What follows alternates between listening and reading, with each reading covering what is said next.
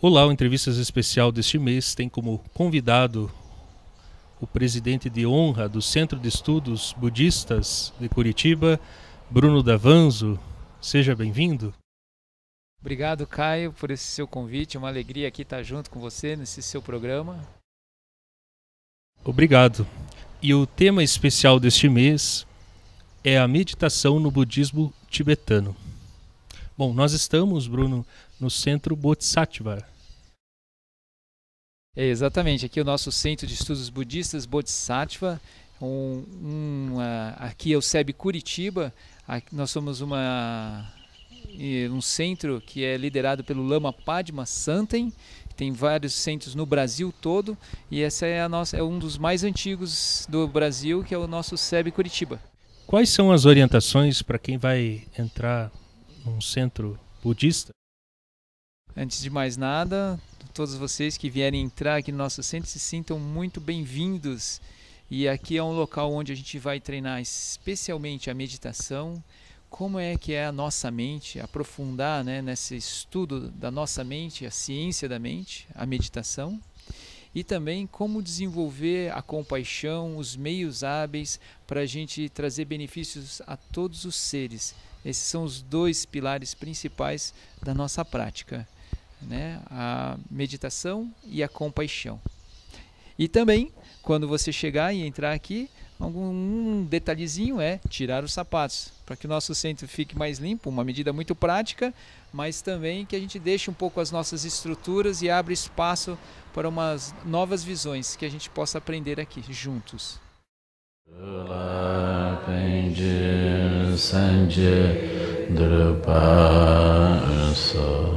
Sanje Chodan Sochi Chonam Lan Janchu Bardu Lani Chabsu Chi Dagi Jinso Jipe Sonanchi Lula Penjir Sanje Drupaso Sanje Chodan Sochi Chonam Lan Janchu Bardu Dani Chabsu Chi Dagi Jinso Jipe Sonanchi Drula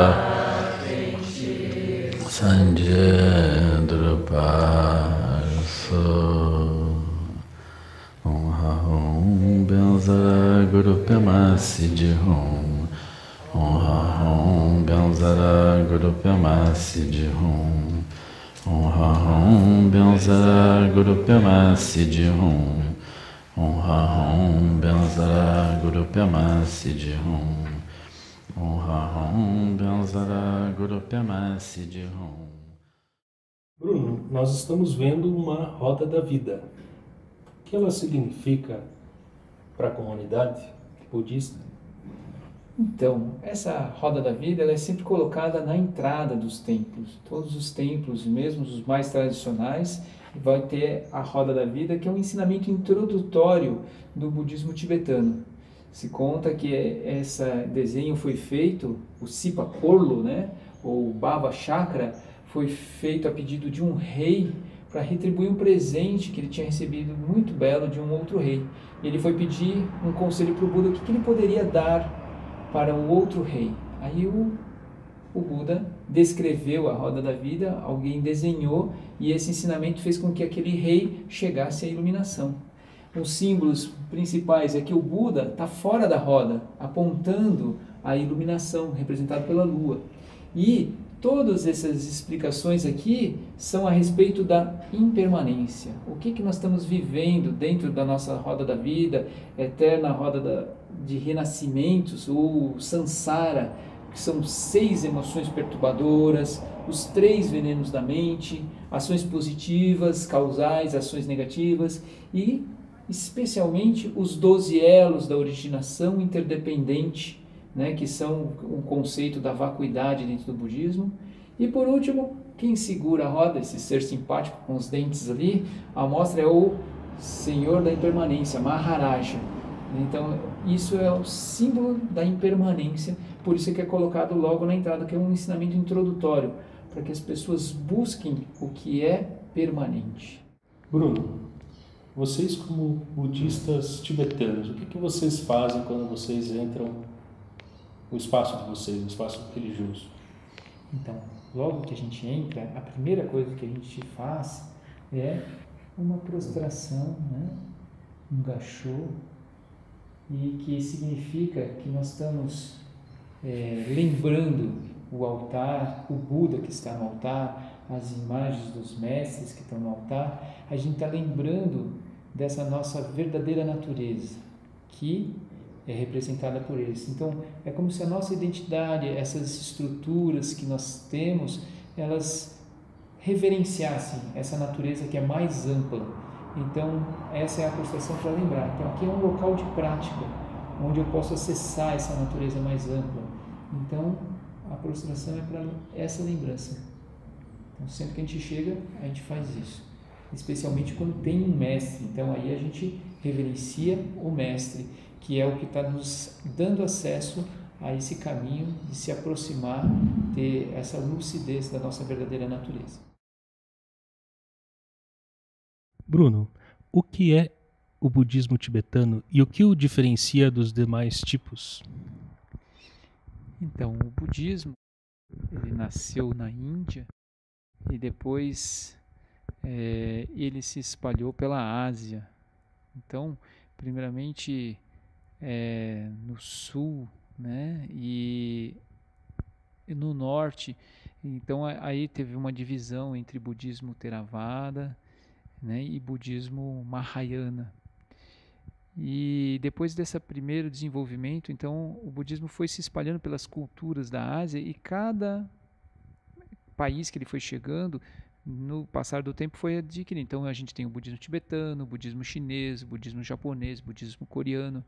Então as características básicas que diferenciam, né, o budismo tibetano é que ele vai ter o cânone Pali, né, que é a tradição completa do budismo. Essa foi traduzido, né, para o tibetano, e os 84 mil ensinamentos que o Buda deu foram preservados dentro do budismo tibetano. Então foi uma cultura que incentivou muito a prática. Então todo esse cânone Pali foi traduzido e mantido. E também a questão que o budismo Vajrayana se desenvolveu muito, né? A questão de recitação de mantras, de visualizações, que foi desenvolvida muito no budismo Vajrayana, que é uma característica muito particular do budismo tibetano. Mas o nosso centro mesmo, sendo o budismo tibetano, a gente aqui desenvolve especificamente o budismo Mahayana, que a principal motivação é a compaixão, como desenvolvermos os meios hábeis de trazer benefícios aos outros seres, e a sabedoria, que é pela meditação, de como a gente trazer isso para a nossa vida prática e como é que a gente aprofunda o conhecimento da nossa própria mente, o autoconhecimento, e como que a gente transforma isso em atitude. Então, tanto o budismo Vajrayana quanto o Mahayana estão dentro do budismo tibetano. Então, o budismo tibetano ele abarca todas as classes de ensinamentos que o Buda deu. E isso é uma característica principal. O budismo tibetano manter essa tradição viva desde a época do Buda até hoje, englobando todos os 84 mil ensinamentos. Então você vai acompanhar junto conosco algumas cenas da nossa primeira conversa com o Bruno. Eu não encontrei um método, né, dentro do cristianismo naquele momento. E quando eu me deparei especialmente com o Zen budismo, com a prática da meditação no Zen budismo, aquilo me encantou, porque tinha um método que eu podia treinar a minha mente. Eu não tinha encontrado isso no cristianismo.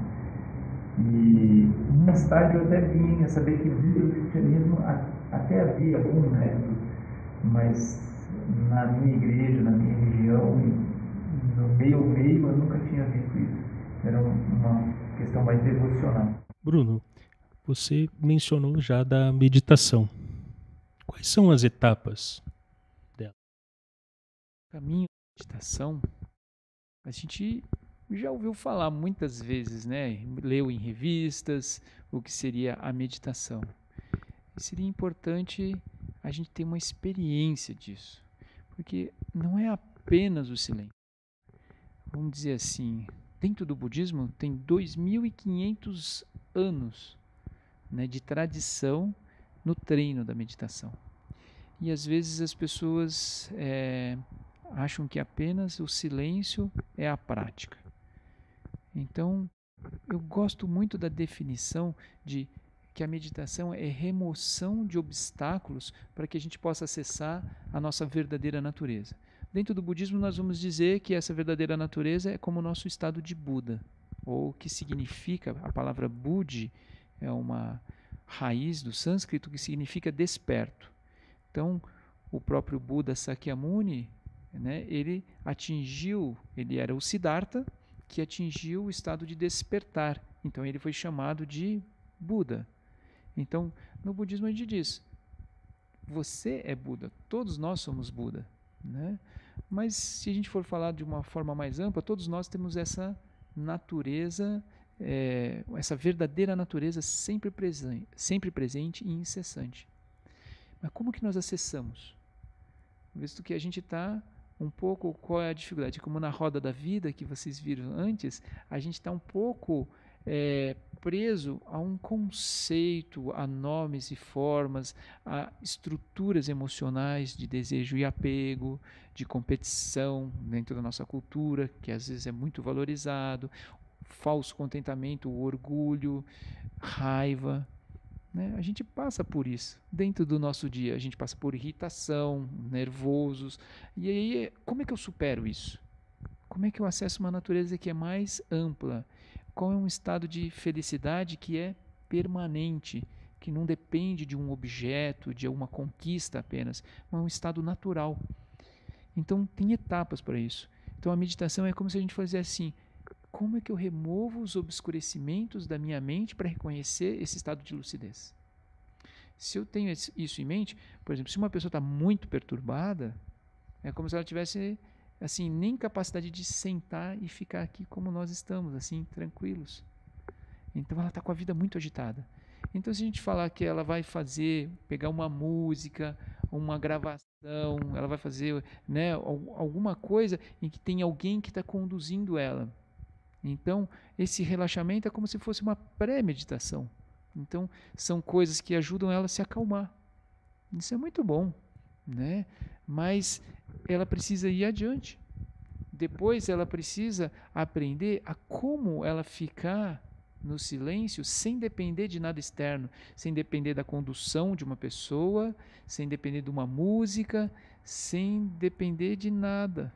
E aí, ou seja, ela está acessando esse estado natural de paz que sempre está presente. E isso aí então seria o primeiro passo da meditação. E aí nós vamos usar técnicas. Então, dentro do budismo tibetano, a primeira etapa seria que ela já tem essa capacidade de sentar, então nós vamos usar o foco. Então a gente vai chamar isso de shamatha impura. Essa shamatha impura é assim, eu vou desenvolver o foco em uma coisa. Quando eu foco em uma coisa, todas as outras demais perdem um pouco a nitidez e eu acalmo a minha mente. Mas esse nome impura já é um tipo assim, um pouco anticlímax, né? Eu queria aprender uma coisa pura. Mas é muito bom porque essa técnica é muito importante, porque nos dá um pouquinho de capacidade de focar, de ficar serenos, mas ela tem um problema, porque eu tenho que restringir as outras coisas. Então ela ainda não é muito perfeita, mas é uma estrutura que talvez eu tenha que usar, que eu não consigo entrar direto nesse estado sem me perturbar. Eu preciso de um tipo de foco. Maravilha. Essa é a primeira etapa. Só que isso pode me conduzir a um tipo de, por isso que ela é impura, um tipo de dificuldade que seria de isolamento. Eu acho que só no isolamento é possível eu ficar sereno, tranquilo. Eu acesso esse estado quando eu tenho um foco muito claro. Eu fico bem. Aí quando eu volto para o mundo, parece que o mundo é imperfeito e me perturba. E eu deveria então fazer alguma coisa para me voltar à calma. Então eu vou me isolando. Mas o nosso objetivo principal é superar essas estruturas e voltar para o mundo e ser capaz de trazer benefícios. Então a gente tem que ir adiante disso. Aí a gente tem que passar para a shamatha pura, onde nada externamente nos perturba, ainda que eu abra o meu foco, não tenho mais foco, mas os ruídos, eles chegam, os sons, as imagens, os pensamentos, eles não me perturbam, não me tiram desse estado de tranquilidade. Isso é uma outra etapa. Mas isso também não é o suficiente, já é uma grande coisa. Eu tenho essa capacidade de não perturbar, mas as estruturas mentais, ou seja, os significados que eu tenho ainda não foram nada trabalhados. E o que vai acontecer? É como se eu desidratasse essas marcas da mente, esses condicionamentos. E quando alguma coisa se apresenta, uma dificuldade externa, alguém que nos entre em competição conosco, ou que a gente se sente ofendido, as estruturas elas são como reidratadas, então eu fico nervoso, eu fico competindo, eu fico com desejo e apego, porque as coisas apareceram.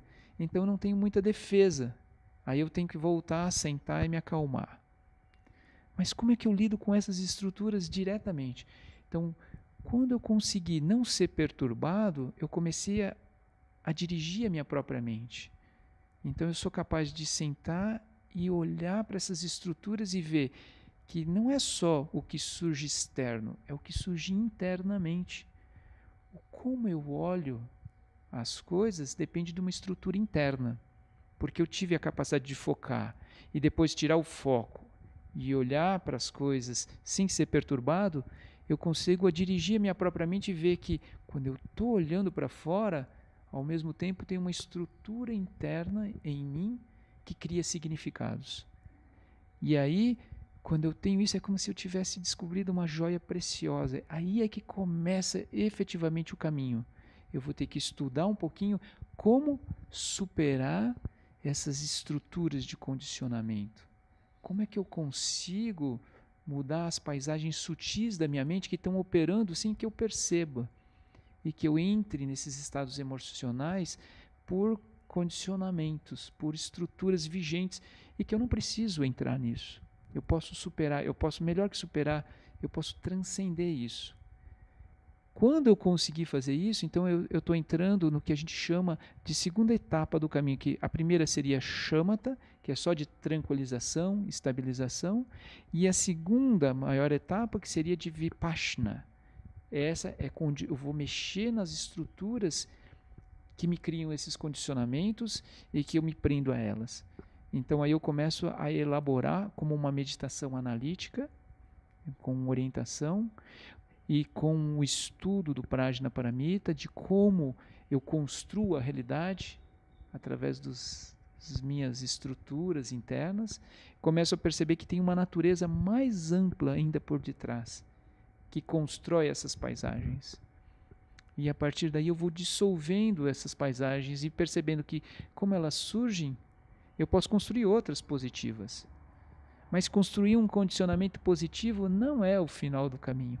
Eu posso substituir um comportamento negativo de uma emoção perturbadora por um outro positivo. Mas esse ainda é uma etapa intermediária. Aí a etapa última mesmo seria eu, ao fazer várias estruturas positivas, onde eu melhoro, supero essas emoções perturbadoras, eu vou reconhecendo qual é essa natureza que permite as diferentes paisagens sutis da mente, que permite a construção dessas estruturas. É como se eu desse um passo atrás e começasse a observar essa dimensão de luminosidade e liberdade que nós possuímos e que nos permite manifestar as identidades, as estruturas. Então eu não estou mais atuando por condicionamento, eu estou me liberando disso e estou atuando por lucidez. Eu estou atuando a partir dessa verdadeira natureza. Esse seria uma realização assim, né, da prática. Mas para isso, vamos ser sinceros, a gente vai ter que usar um pouquinho, né, a almofada, a gente vai precisar de prática formal, né, a gente vai precisar sentar, acalmar. Não é assim, apenas, a gente diz assim, se a gente ouve tudo isso, entendi, maravilha, só vou fazer isso então. É que essas estruturas elas funcionam de forma muito automática e a gente nem percebe. Daqui a pouco, todo mundo já sabe, por exemplo, de que a raiva faz mal, né? Vai atacar o fígado. E você já deve ter ouvido falar um pouquinho, né, de preocupação, da dor no estômago, né, gastrite, essas doenças psicossomáticas. Resolveu? Só ouvir falar, a gente parou de ficar preocupado? Parou de ficar bravo? Não. Por quê? Porque essas estruturas atuam. Então a gente precisa da prática formal.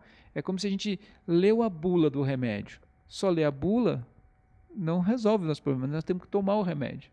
Então a meditação tem essa possibilidade de realmente mudar as nossas estruturas mentais, mas a gente vai precisar praticar, tomar o remédio. Isso leva tempo. Vai depender de cada um, assim, né? Mas a gente vai ter que dedicar um pouco de tempo. Mas eu digo assim, uma coisa muito importante, assim, no que a gente investe tempo, né? Então a gente pode ter feito um curso de informática, um curso de línguas, a gente ter feito uma universidade. Muitas vezes a gente não usa a língua, a gente não usa informática, até que a gente usa bastante, mas não aquela linguagem. Talvez a gente tenha feito uma universidade e esteja trabalhando em outra coisa. O que seria uma coisa que nos acompanha o tempo todo? Então eu digo que meditar é treinar a mente. E todos nós temos uma mente, né? E nós estamos usando 24 horas por dia. Mesmo sonhando, a gente está usando a nossa mente. Não seria interessante a gente dedicar algum tempo para treinar essa mente? A gente fala que é um melhor presente que a gente pode se dar nessa vida. Porque independe até mesmo da sua tradição espiritual, né?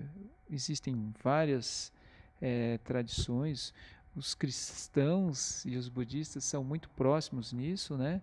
E de terem essa conexão de treinamento e que a meditação pode até ajudar a pessoa a se aprofundar na sua própria tradição espiritual, porque ela conhece um pouco mais a si mesma e pode se dedicar mais claramente no seu caminho. Caio, como é que você achou? Tem alguma coisa ainda que você gostaria de saber, perguntar? Sim. E a questão da alimentação, para quem é budista tibetano, questão também da meditação em relação à alimentação, como é que fica? Pois é, a gente come de tudo aqui. Mas assim, uma das coisas que a gente deveria, tem um ensinamento muito bom no budismo tibetano, que é sobre a nossa vida humana preciosa. A gente tem um presente, que é este corpo humano, que a gente deveria cuidar dele. Então, a gente tem várias dietas possíveis, né? A gente não vou nem entrar nesses detalhes, porque o mais importante é que a pessoa mantenha a sua saúde. Ela tem essa visão de que ela come para manter a sua vida, para manter a sua saúde, e não come apenas por prazer. Essa é uma boa coisa de a gente olhar. A outra coisa é quando a gente vai fazer retiro. Aí a gente entraria em algumas dietas específicas para favorecer esse estado de lucidez, de clareza da mente. Então tem alguns alimentos que são mais pesados, que fazem com que a energia fique mais no estômago, que a gente fique com mais torpor. Então a gente procura evitar. Então quando a gente vai orientar as pessoas que vão fazer retiros de fim de semana, uma semana, ou até um mês, ou mais longos, né, de aprofundamento, aí não comer carne, não comer muita massa, farinhas, né? Não comer muitas substâncias estimulantes, ou tirar um pouco o café. Nos retiros aí a gente vai cozinhar sem temperar com alho e cebola. Não que isso seja ruim, mas são alimentos estimulantes. A gente tira isso para que a mente fique mais clara possível, sem depender de estimulantes. Isso é uma coisa importante, assim, para quem vai fazer retiro. Mas fora isso, no cotidiano, a pessoa, e também a gente não precisa comer muita coisa, muito, porque como você vai ficar sentado fazendo meditação, não requer muita energia assim, física, né, de arranque, né? Quando uma pessoa trabalha muito, talvez ela precise de uma coisa mais forte, pesada, para ela ter energia. A meditação, não. Então a pessoa vai diminuindo um pouco a alimentação quando ela está nesses períodos. Acho que é só uma coisa assim. Mas aqui sempre, em algumas práticas, a gente sempre tem um lanchinho depois. E aí... sempre uma boa confraternização, né? Ser um pouquinho de festa, afinal a gente está no Brasil. Daqui a pouco nós vamos ter o budismo brasileiro.